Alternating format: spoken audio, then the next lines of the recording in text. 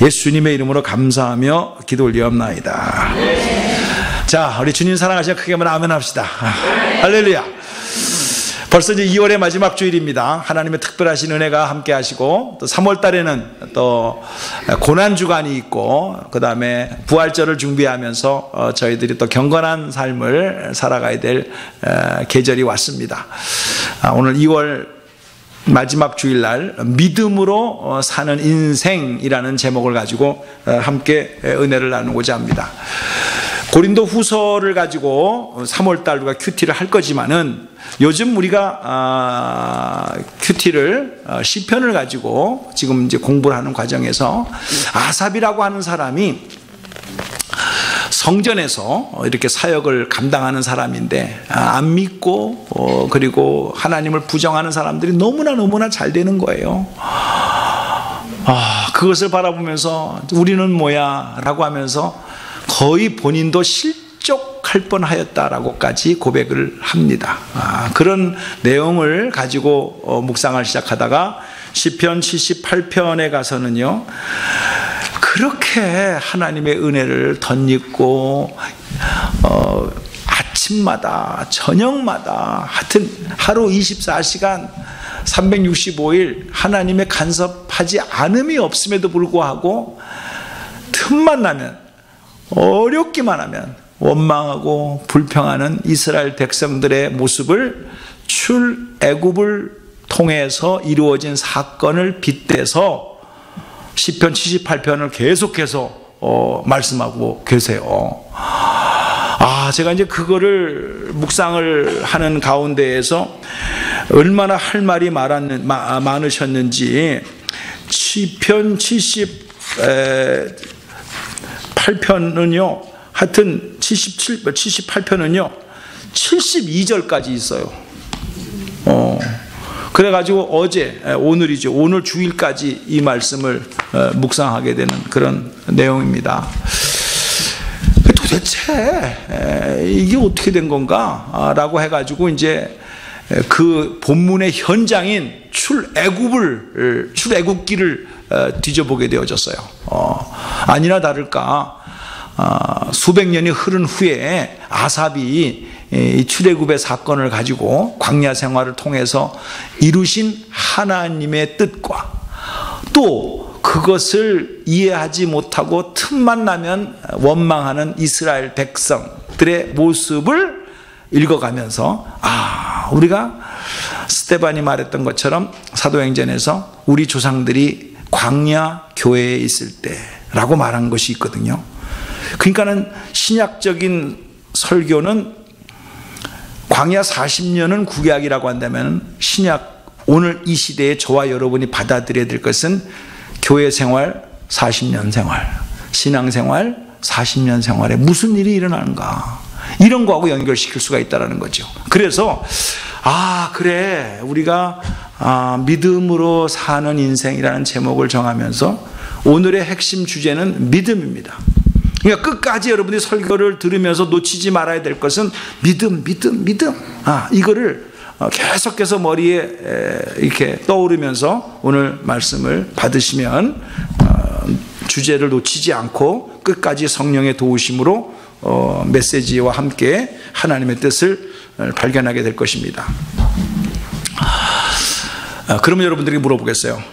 여러분은 이 세상을 살아나가는데 가장 나의 인생에 귀중한 것이 무엇이냐라고 생각을 하십니까? 표정을 한번 잘 제가 보겠습니다. 뭐라고 말을 할까? 기다리지 마시고 빨리 답하세요. 목사님이 물어봤으니까. 그런 표정인데, 여러분의 그냥 평상시의 마음을 본다고 한다면 내 인생을 살아나가는데 가장 귀중하다고 생각하는 것은 뭐니 해도 뭐라고요? 머니다. 그래서 돈이 있어야지요. 건강도 중요하지만 돈이 있어야지요. 그 다음에 또 어떤 사람은, 선비 같은 사람은 내 이름 석자를 놓고 내 명예를 지켜야 된다. 명예가 중요하다. 어떤 사람은 정치의 줄을 잡고 그래도 권세가 있어야 된다 라고 그렇게 흔히 세상에서도 말을 하고, 우리도 표현은 안 하지만 은근히 그런 것이 숨어 있다라고 우리가 스스로 고백을 해야 됩니다. 돈, 명예, 권세 참 중요합니다. 저도 거기에 대해서 뭐 반론을 일으킬 이유가 없습니다. 다 있으면 좋지요.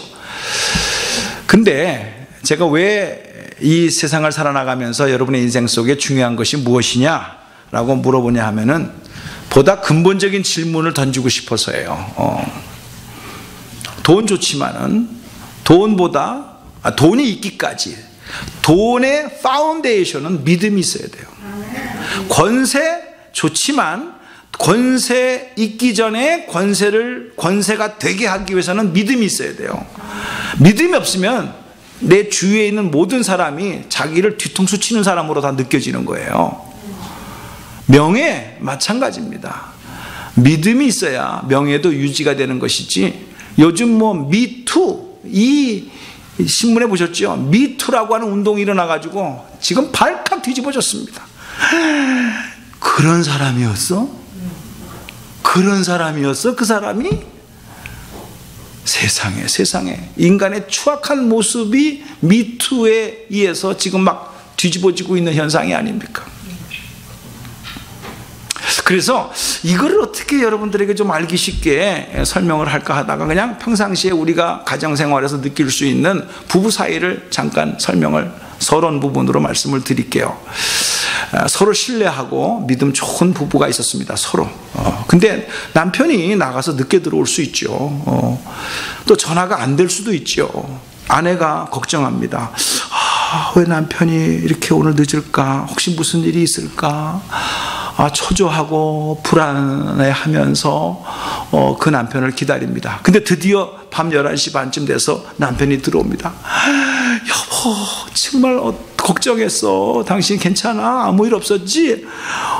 미안해. 내가 전화도 못하고 그래서 됐어. 오히려 그 만남은 서로 신뢰하는 가운데에서 연락이 안 된 가운데서 늦게 들어온 남편과 그 다음에 기다리는 아내와의 만남 속에서 두 사이의 사랑을 더 확인할 수 있는 그런 계기가 되는 거예요. 근데 반대로 믿음이 없고 신뢰할 수 없는 부부 사이가 있었다고 생각을 해봅시다. 가정으로 짠짠짠. 오늘도 안 나와? 오늘도 늦게 와? 지금 어디서 누구와 함께 무엇을 하고 있는 거야? 라고 하면서 흔히 말하는 드라마에서 나오는 상상을 하다가 드디어 밤 11시 반쯤 돼서 띵동 하고 드디어 왔어. 인상이 좋았겠어요? 안 좋았겠어요? 벌써 칼 같은 소리가 들립니다. 그리고 멱살을 안 잡더라도 그때부터 전쟁이 일어난 거죠. 누구랑 같이 있었어? 무엇을 했어? 갑자기 형사의 질문이 막 이루어지는 것처럼 그렇게 하는 거죠. 아무리 좋은 집이면 뭐합니까? 아무리 풍부하면 뭐합니까? 신뢰를 하느냐 믿느냐 안 믿느냐에 따라서 한쪽은 전쟁이고 한쪽은 평화예요. 천국과 지옥이 따로 없어요. 그런 겁니다. 이게 남의 일 같지가 않아요.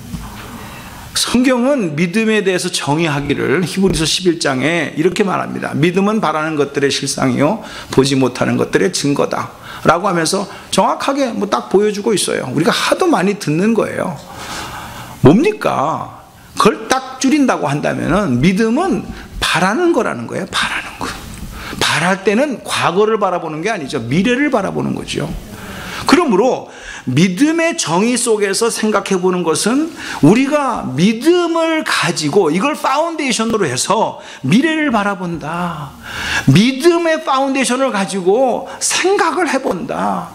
믿음의 파운데이션을 가지고 내 삶의 의미를 발견해 본다. 내 인생의 의미를 발견해 보고 거기에서 임하시는 하나님의 뜻을 믿음으로 생각한다라는 거예요.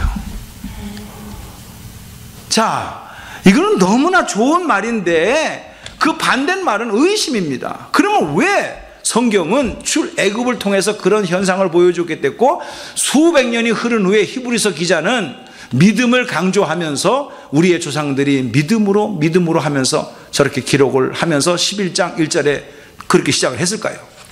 그 이유가 뭘까요? 풀어지는 게 있습니다. 벌써. 자, 여러분들이 타임머신을 타고 출애굽 당시로 돌아가 봅시다. 한 사람이 태어났어요. 태어나 보니까 자기 할아버지도 노예네, 자기 아버지도 어머니도 노예야, 자기도 노예의 자식으로 태어났어. 무려 430년이라는 긴 세월을 애굽의 바로왕 밑에서 짐승처럼 일을 하고 있었어요. 여러분 생각을 해보세요. 어쩌다가 안 했다가 이렇게 갑자기 노예로 집안이 망해서 팔려갔다라고 한다면 한번 꿈도 꿀 수가 있는데, 할아버지 때부터, 더 위에 할아버지의 할아버지 때부터 노예로 살았다고 한다면 그들에게 꿈이 있었을까요? 팔자다, 이건 내 운명이다 라고 생각을 하고 거기에서 해결하려고, 독립하려고, 해방하려고 꿈도 못 꾸고 그냥 이렇게 살다가 죽는 거야. 왜? 자기 할아버지도 그렇게 죽었고 자기 아버지도 그렇게 죽을 것이고 자기도 그런 운명으로 태어났고. 여러분, 이 출애굽기의 사건 속에서의 배경은 노예로 있다가 나왔다, 그걸 말하는 게 아닙니다. 우리가 그나마라도 예수를 믿었기 때문에 오늘 이 자리에 있는 것이지, 예수 믿기 전에 우리의 모습을 잠깐 한번 애굽에 살았다는 모습을 생각을 해보세요. 다 자기 멋대로, 자기 팔자대로, 자기 생각으로 살았던 거야. 그래서 조금 안 되면은 팔자려니, 운명이려니, 그러면서 뭐 조상도 그랬고 뭐 어쨌든 그렇게 핑계대면서 그냥 살았지, 거기에서 해방되고 나사렛 예수 그리스도의 이름으로 마귀와의 싸움에서 승리하고 이런 꿈도 꾸지도 않았어요. 그냥 똑같은 상황이라는 거죠. 그런데 성경은 하나님이 개입하시는 거예요. 와, 저는 여태까지요, 이거 새벽기도 말씀을 묵상하면서 이걸 한 건데, 10가지의 재앙을 모세를 통해서 하나님께서 이제 바로 왕에게 또 애굽 나라에다가 베푸시는데, 여태까지의 저의 생각은 바로 왕과 애굽 나라를 향해서 10가지 재앙을 내렸고 내 백성들을 빼내기 위한 방법으로 그 나라에게 재앙을 줬다, 이렇게 생각을 했고 그렇게 설교를 했어요. 근데 이번에 비로소 깨달은 거예요. 갈수록 더 깨달아지는 역사가 일어날 텐데 어떻게 하면 좋지? 갈 텐데 할 수 없어. 있을 때까지 계속해서 뭐 해야지. 근데요, 이게 이번에 딱 깨달은 거 뭐냐면, 그거는 바로 왕에게, 애굽 나라에게 준 건 맞지만은요, 바로와 애굽에 살고 있는 애굽인들에게만 보여준 게 아니야. 너희를 인도하고 너희를 택하고 내가 약속한 땅으로 인도해야 될 이 하나님이 어떤 하나님인 줄 아느냐, 이거를 보여주기 위해서 10가지 재앙을 보여주신 거더라고. 야, 우리의 해방시켜 주신 분이 이런 하나님이었네. 우리가 그렇게 두렵고 떨리는 바로왕 앞에서 꼼짝 그 바로왕이 못하고 스스로 우리를 다 나가라고 그렇게 말할 정도로 그런 하나님이시네. 그 하나님만 붙잡으면은, 야, 내 인생의 대로가 시온의 대로처럼 활짝 열려지겠구나, 이렇게 생각할 수 있도록 하나님께서 10가지 재앙을 보여주신 거예요. 애굽에서 나오게 될 때. 우리가 이런 이적과 기적이 없었으면 언제 우리가 스스로 깨달아서 예수 믿어야지, 한인 침례교회 가야지, 이런 생각을 할 리가 없어. 우리가 그저 우리는 양 같아서 그릇 행하여 각기 제 길로 갔거늘, 이사야서 53장의 말씀처럼 그렇게 인생을 살아갈 수밖에 없는 거예요. 자기 잘난 맛에. 왜 나만 쳐다봐? 옆을 사람 쳐다봐. 그게 다 우리의 실제 모습이야. 근데 어느 날 우리의 어떤 환경의 변화와 어떤 누구의 전도를 통해서 또 성령의 도우심으로 그런 10가지의 재앙을 통해서, 기적을 통해서 하나님의 하나님 되심을 서서히 알기 시작하는 거예요. 그러면 오늘 본문 말씀처럼 왜 하필이면 구름기둥과 불기둥이냐는 거예요. 다른 방법으로 얼마든지 인도할 수가 있는데 우리는 그냥 성경을 그냥 읽으니까 구름기둥과 불기둥 하도 교회에서 들었으니까 아무 의심 없이 생각을 하게 되는데, 왜 다른 사인을 가지고도 인도할 수 있는데 왜 구름기둥과 불기둥일까요? 그것에 대해서 또 의문하다. 이것도 이번에 처음 깨달은 겁니다. 이거는 실제로 역사적인 사건이래요. 옛날에 전쟁은 뭐 비행기가 와서 막 쏘고 뭐 미사일을 쏘는 것이 아니라 사람 숫자 싸움입니다. 수십만 명이 와 돌격해가지고 그냥 쫙 가서 그냥 서로 그냥 1대1로 싸우는 거거든요. 그러니까 전쟁을 하기 위해서는 수십만 명이 진군을 해야 돼요. 그러면 앞부분과 뒷부분은 보이지를 않아. 그러니까 그들이 실질적으로 역사의 한 페이지 속에 기록을 한 걸 보게 되면은 지휘 본부가 있는 곳, 대장이 있는 곳은 불을 펴놨대요. 그래서 밤이 되면 저 불이, 저게 우리의 대장이 있구나. 저기가 앞부분이로구나. 저걸 따라가면 되는구나. 라고 해서 밤에는 불을 펴놔서 그 진중에 지휘관이 있거나 대장이 있는 곳을 알게 하고 우리와 함께 있구나. 그걸 보여주고 낮에는 연기를 펴가지고 그래서 저 연기가 있는 곳에 우리 지휘본부가 있구나, 대장이 있구나, 저걸 따라가면 되겠구나. 맨 뒤에 있는 사람이 그렇게 실제로 했다라는 겁니다. 그러니까 구름기둥과 불기둥은 그런 역사적인 사실에 의해서 하나님이 우리와 함께 계시는구나. 그거를 구름기둥과 불기둥을 통해서 하나님의 임재를 깨닫고 그들이 진행할 수 있었다라는 거예요. 그런데 이거는 내가 너희와 그냥 함께 있다 이것만 말하는 것이 아니에요. 성경을 보게 되면 구름기둥과 불기둥이 그냥 제자리에서 딱 이동할 때만 옮기는 것이 아니라 여러분 잘 아시는 바와 같이 출애굽기 14장 20절에서 25절을 보게 되면 애굽에서 나와가지고 홍해바다까지 갔는데 앞에는 홍해고 이스라엘 군대가 포기했나요? 안 포기했나요? 포기 안 했죠. 그래서 특수부대를 가지고 쫓아오지요. 그때 어떻게 합니까? 하나님의 불기둥이 확 움직입니다. 그래가지고 이스라엘 특수부대가 오는 그 한가운데 딱 불기둥이 막아버려요. 막고 이스라엘 백성이 동풍을 불어가지고 홍해바다를 가르게 하고 다 건너갈 때까지 불기둥이 딱 막고 있는 것을 봐요. 이거는 우리를 인도하시는 것뿐만 아니라 우리를 또 보호까지 해주시는 거예요. 그리고 광야를 통과할 때 그렇게 원망하고 불평했어도 불기둥과 구름기둥이 사라졌다 그런 말이 없어요. 그 말은 아무 표시도 없고 그리고 어디로 갈지 모르는 광야와 같은 그런 동서남북이 구별이 안 되는 그런 이정표도 없고 도로 표시판도 없는 광야의 길을 구름기둥과 불기둥의 방향 제시를 통해서 끝까지 어디까지? 가나안 땅까지 갈 수 있도록 인도해 주시는 분이 불기둥과 구름기둥이요 그것이 하나님의 임재인 줄을 믿으시기 바랍니다. 그러니까 이거는 출애굽의 얘기가 아니에요. 그 당시에 수천 년 전에 광야 얘기가 아니에요. 우리의 인생 속에 한 치 앞을 내다보지 못하는 인생 속이고 어디로 갈지도 모르면서 그냥 현실주의적으로 살 수밖에 없었던 우리들에게 어느 날 말씀이 임하십니다. 주님의 말씀이 임하십니다. 그 말씀을 붙잡게 됩니다. 그리고서는 그 약속의 말씀을 붙들고 새하늘과 새 땅을 향해서 우리가 걸어가는 우리의 인생의 모습을 지금 그대로 보여주고 있는 거예요. 자, 여기서 이제 반전이 일어납니다. 문제는 이겁니다. 그 신실하신 하나님은 배신했음에도 불구하고 원망했음에도 불구하고 구름기둥과 불기둥이 사라지지 아니하며 그대로 눈 떠보면 구름기둥, 밤에 잘 적에는 구름기둥 틀림없이 있는데 문제는 이겁니다. 그 구름기둥과 불기둥을 바라보면서 행진하는 이스라엘 백성이 끝까지 믿고 따라갔는가? 이거예요. 참 제가 여기서 탁 걸리더라고. 그리고 우리의 신앙생활의 현장이 보여지더라고. 여러분이 은혜 체험을 안 했습니까? 말씀의 능력을 모릅니까? 그런데 이스라엘 백성처럼 똑같이 살다 보면 목이 마를 때가 있습니다. 돌아가자!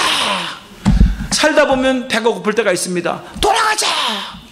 살다 보면은 삶에 어려움이 오고 병이 들 때가 있습니다. 안 믿는다. 시작. 누구 같아요?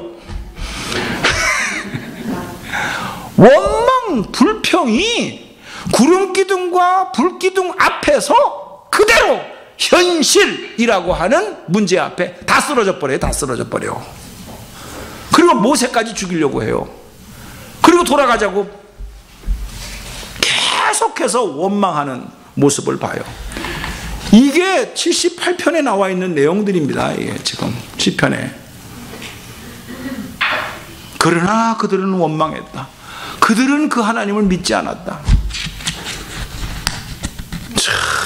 하나님께서 빨리 갈 수 있는 길은 제가 말씀드렸죠. 7일에서 열흘 정도만 되면은 그냥 가나안 땅에 들어갈 수 있는 길이에요. 그게 먼 길이 아니에요.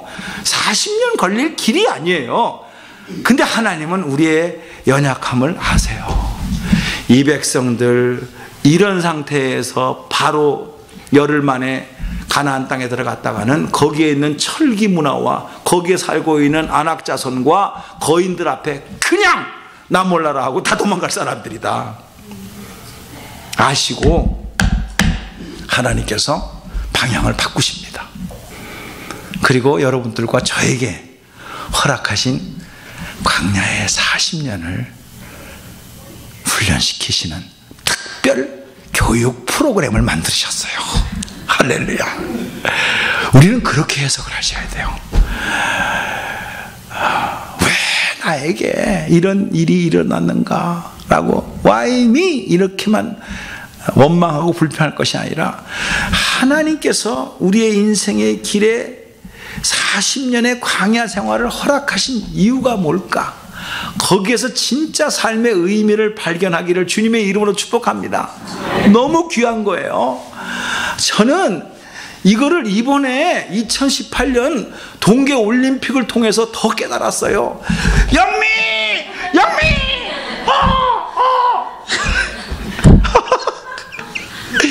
이야, 동양에서는 처음으로 은메달을 땄어요.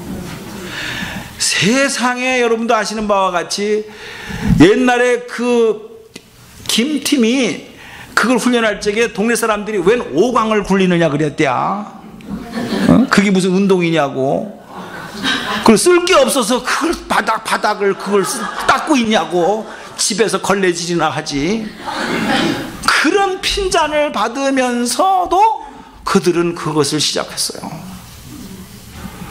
훈련이에요. 남이 하나도 알아주지 않았고 역사 이래로 외국 사람이 평가한 거예요. 그 컬링 그거 하는 그 운동장에 그 경기장에 사람이 모인 적이 없었대야. 재미가 없어가지고 이렇게 많이 모여서 이렇게 웅호를 한 것은 자기는 동계올림픽 사상 처음이라는 거야. 처음이라는 거야. 하여튼 대한민국을 며칠간 흥분 가운데 참 이렇게 재밌게 봤습니다. 저도. 그놈의 영미가 누군지. 우리 교회는 왜 영미가 없어? 한번 부르고 싶은데. 혹시 여러분 자녀 중에서도 영미가 있습니까? 영미 부르고. 참. 그 다음에 또 스노우보드를 타고 훈련한 그 별명을 가진 배추보이라는 사람이 있어요. 이상우라는 사람이. 이 사람이 또 우리나라 동계올림픽 역사상 처음으로 은메달을 땄다네.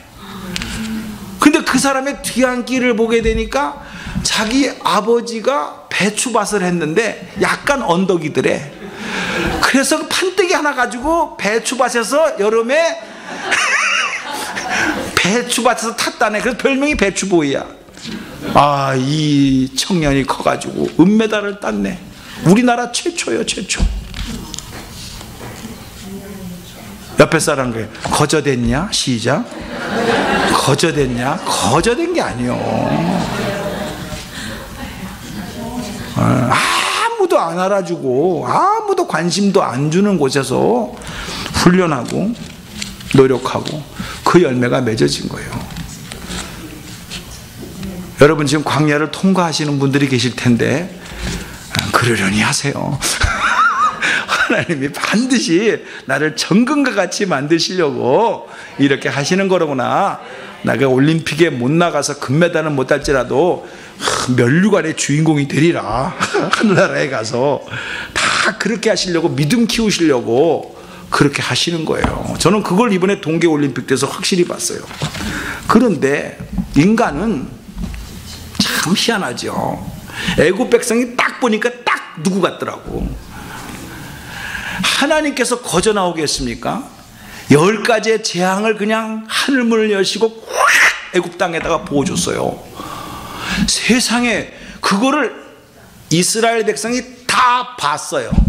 홍해 바다가 갈라지는 그 현장을 실제로 걸었어요. 그런데 어떻게 그렇게 영적인 건망증 치매가 그렇게 빨리 오는지 몰라. 다 잊어버려. 다 잊어버려. 그리고 배만 고프면 돌아간다. 하나님 없다. 모세 없다. 그리고 영적인 치매 현상이 와가지고 다 원망만 불평만 해. 나는 그 중에서 10분의 1만 기억해도, 야, 그런 하나님인데, 그런 하나님인데, 이 뭐 밥 같은 문제, 이런 목마른 문제, 이런 거 뭐 한 방에 하나님께서 해결해 주실 것이다 라고 믿음으로 가면 어때? 옆에 사람과 듣고 보니까 그렇다. 시작. 좌우지간 이제 이 설교 듣고 여러분들이 불평 원망하면 당장 그러세요. 너 그때 그 설교 들을 때 졸았냐? 그러세요. 너무너무 답답하지 않습니까?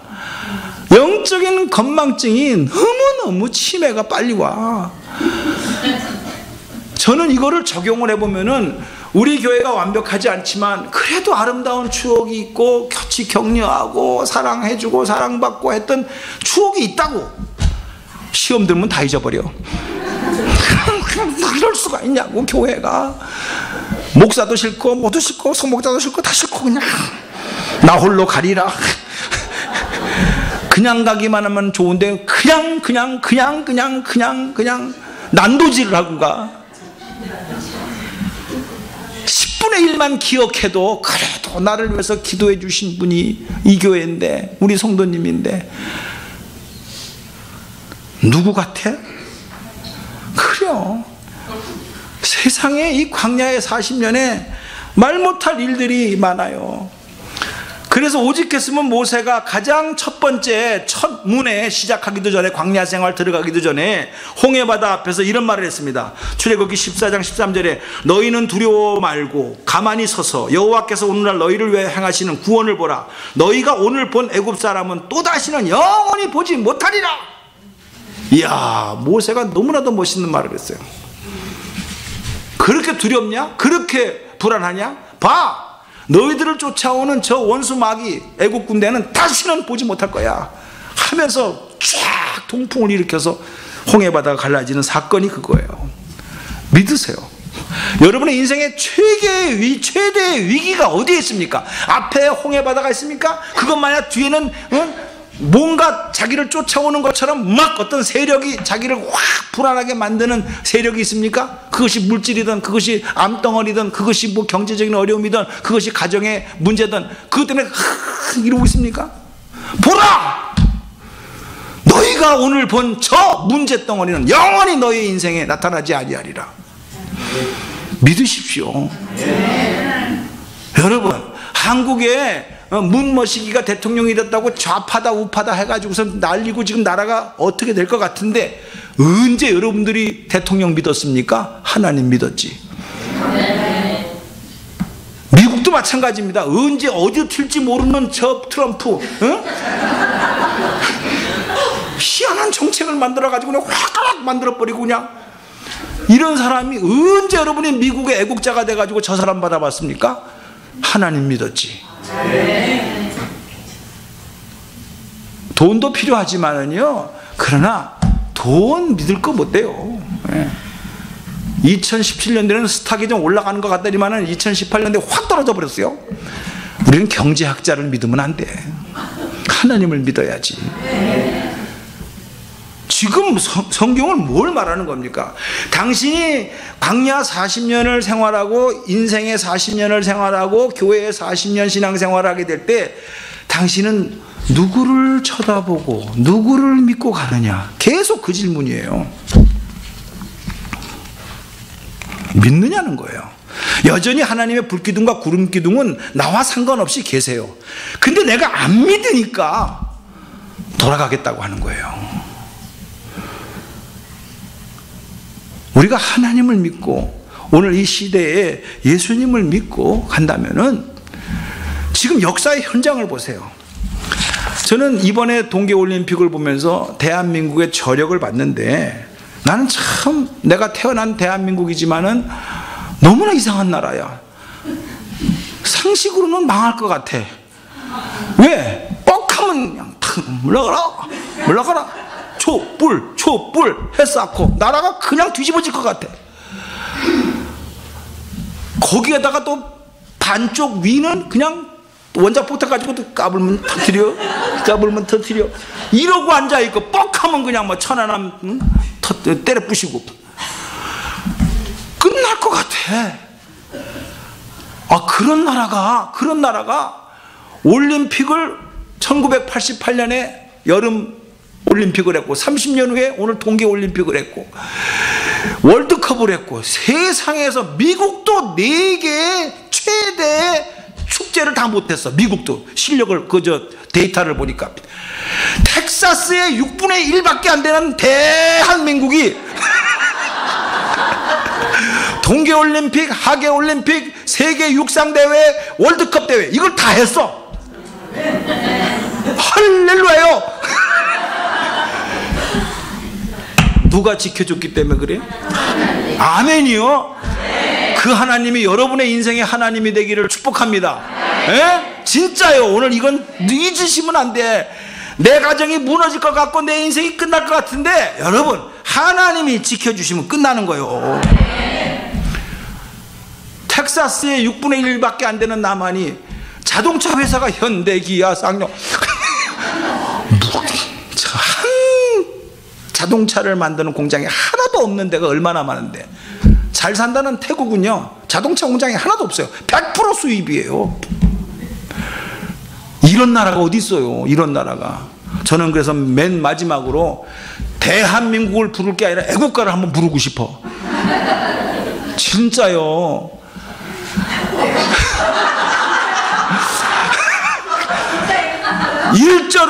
가사를 보시라고. 가사를 띄우게 되면은 동해물과 백두산이 마르고 닳다로 하나님이 보호하사 우리나라 만세. 오리지널은 하느님이라고 그래서 하늘님이라고 그렇게 한 게 맞아요. 그러나 우리는 그렇게 안 읽어. 하나님이야. 우리는 하나님이 보호하사 우리나라 만세야. 아멘입니까?